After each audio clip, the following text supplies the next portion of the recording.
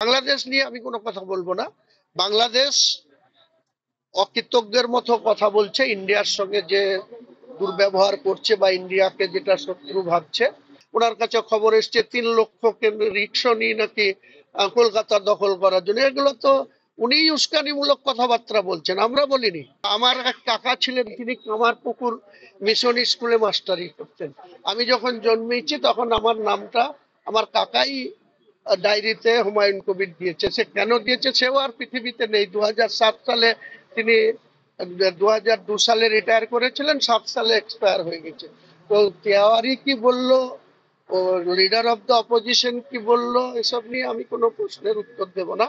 আমি আমার স্বাধীনচেতা মানুষ, আমি একজন ইসলামিক ধর্ম মেনে চলা, কোরআন হাদিস মেনে চলতে গিয়ে আমার মসজিদ বানানোর অধিকার আছে। সেই অধিকার ভারতবর্ষের সমস্ত কিছু নিয়ম মেনে মেনটেন করে আমি এটা করব।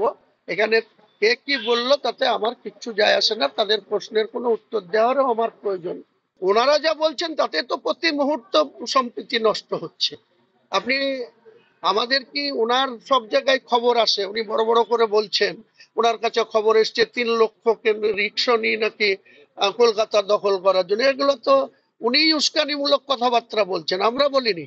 এতে তো আমাদের এখানেও সম্প্রীতি নষ্ট করার মতন অভিপ্রায় নিয়ে ওনারা কথা বলছেন। আমরা চাই বাংলার মানুষ সম্প্রীতি নিয়ে থাকুক, গোটা ভারতবর্ষের মানুষ সম্প্রীতি নিয়ে থাকুক। আমরাও সবাইকে নিয়েই এত বড় হয়েছি। 62 বছর বয়স হয়েছে, ওনারও 52 বছর বয়স চলছে। উনি যে ধরনের কথাবার্তা বলছেন তাতে তো এখানে সম্প্রীতি বিঘ্নিত যে কোনো টাইমে হতে পারে। তার দায় কি উনি নেবেন? উনি শুধু সনাতনী সনাতনী সব সময় বলছেন। তো উনি কি বলছেন সেটা উনি ঠিক করে ঠিক করুন। ওনাকে তো সংবিধান মেনে চলতে হবে। আমার ক্ষেত্রে যদি সেটা প্রযোজ্য হয়, ওনার ক্ষেত্রে কেন প্রযোজ্য হবে? উদ্ঘাটন করার সময় আমি রাজ্যের মাননীয় মুখ্যমন্ত্রীকে আমাদের ট্রাস্টের তরফ থেকে দেখা করে ওনাকে প্রেজেন্ট থাকার জন্য বা চিফ গেস্ট করার জন্য বলা হবে। আর যখন সম্পূর্ণ হয়ে যাবে, যখন ধরেন 6 ডিসেম্বর ধরেন ঘটনার চক্রে এটা কমপ্লিট হতে 3 থেকে 4 বছর লাগবে, তাহলে 25 থেকে 29 আবার পার্লামেন্ট ইলেকশন আছে। তো তারপরে করব। উনি তো এখন থেকে গন্ধ খুঁজছেন যে আমি পঞ্চায়েত নির্বাচন, 26-এর বিধানসভা, তারপরে পঞ্চায়েত, তার 28-এ, তারপরে 29-এ পার্লামেন্ট, এসব হিসাব করে বলছি। আমি পলিটিক্স করি ঠিকই, কিন্তু ওনার মতো এত নিচু মানসিকতা নিয়ে আমি চলি না। আমি আমার ধর্মের মসজিদ বানাবো। সেই মসজিদটা বাবরি মসজিদ একটা ছিল, সেই বাবরি মসজিদটা যে কোনো কারণে সুপ্রিম কোর্টের নির্দেশে সেই জায়গাটা বিতর্কিত ছিল।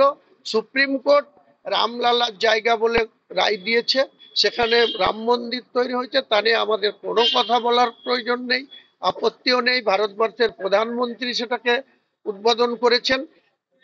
আমি সেই সময় মুখ্যমন্ত্রী যিনি থাকবেন তিনাকেও ইনভাইট করব। ভারতবর্ষের প্রধানমন্ত্রী যিনি থাকবেন আমার ট্রাস্টি থেকে, তিনাকেও ইনভাইট করব। নিশ্চয় করব। তিনি আসলে ভালো, না আসলেও ভালো। আমাদের মধ্যে সেকুলারিজম যে আমরা মানি, মান্যতা দিই, সেটা প্রমাণ দেব। বাংলাদেশ নিয়ে আমি কোনো কথা বলবো না। বাংলাদেশ অকৃতজ্ঞের মতো কথা বলছে, ইন্ডিয়ার সঙ্গে যে দুর্ব্যবহার করছে বা ইন্ডিয়াকে যেটা শত্রু ভাবছে। বাংলাদেশের জন্মটাই হয়েছে ইন্ডিয়ার সহযোগিতা নিয়ে। ইন্দিরা গান্ধী 1971 সালে শেখ মুজিবুরকে যদি পাশে না থাকতো, যদি না দাঁড়াতো, তাহলে পশ্চিম পাকিস্তান থেকে বাংলাদেশের জন্মই হতো না। আজকে যারা বাপ দাদাকে, জন্মদাতাকে ভুলে যায়, তারা মানুষের মধ্যে পড়ে না। আমি এ নিয়ে কোনো কিছু বলবো না, কোনো প্রশ্নই আসে না। আমি তো কাউকে অস্বস্তিতে ফেলার জন্য বা কোনো অন্য ধর্মাবলম্বী মানুষকে আঘাত করার জন্য এটা বলিনি। আমি আগেই বললাম যে ভারতবর্ষ ধর্মনিরপেক্ষ একটা দেশ।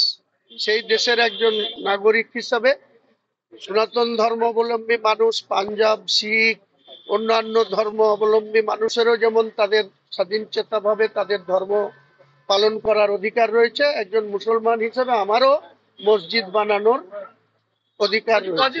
আমি বারবার বলেছি, আমি যে কথাটা বলেছি, আমি একজন মুসলমান হিসাবে ওই বাবরি মসজিদের কথা, একটা মুসলমানদের যে বাৎসরিক জালসা, একটা মাদ্রাসায় জালসা, সেই জালসাতে বক্তৃতা করতে গিয়ে বলেছি, এবং সেটা আমার সম্পূর্ণ নিজস্ব ব্যাপার। এখানে তৃণমূলের কোনো বিষয় না বা রাজ্য সরকারের কোনো বিষয় না। রাজ্য সরকারের ল্যান্ডে কোনো জায়গায় কনস্ট্রাকশন করতে গেলে যে নর্মস আছে, যেটা মিউটেশন করা বা তাদের যে কমার্শিয়াল ট্যাক্স, ডিসিমেল পিছু 7,000 টাকা জমা দিয়ে যত জায়গা হবে সমস্ত নর্মসকে ফলো করেই এটা করা হবে। এটা নিয়ে আপনাদের এত ব্যস্ততা বা চিন্তা কোনো কিছুই করার দরকার নেই। সময় আসলে নিশ্চয়ই হবে। যদি মুখ্যমন্ত্রী আমাকে এই বিষয়টা নিয়ে জিজ্ঞেস করেন, রাখেন যে হঠাৎ করে তুমি এটা কেন বলছো বা কি তোমার ইচ্ছে, নিশ্চয়ই মুখ্যমন্ত্রীকে আমাদের ধর্মের মানুষদের যে আবেগ, যে ইচ্ছা, যেটার জন্য আমি বলেছি, সেটা নিশ্চয়ই ওনাকে অনার দিয়ে, উনি তো আমাদের গার্জেন। আমি তো আগেই বলেছি, আমি কিন্তু এখানে আপনাকে তৃণমূলের বিধায়ক হিসাবে এই প্রেস বাইট দিচ্ছি না। আমি একজন মুসলমান হিসাবে আমি এই উত্থাপন করেছি, প্রস্তাব করেছি, এবং আমি একজন মুসলমান হিসাবে সেই ট্রাস্টির 250-300 জন মুর্শিদাবাদ জেলার অনেক ইম্পর্টেন্ট ব্যক্তি এই ট্রাস্টিতে নাম লিখাবে বা থাকবে, এবং সেই ট্রাস্টির প্রেসিডেন্ট কে হবে, সেক্রেটারি কে হবে, সহ সেক্রেটারি কে হবে, ক্যাশিয়ার কে হবে, সবটা আপনারা 3 মাস অপেক্ষা করুন, সবটা দুধ কা দুধ পানি কা পানি, সব ক্লিয়ার হয়ে যাবে।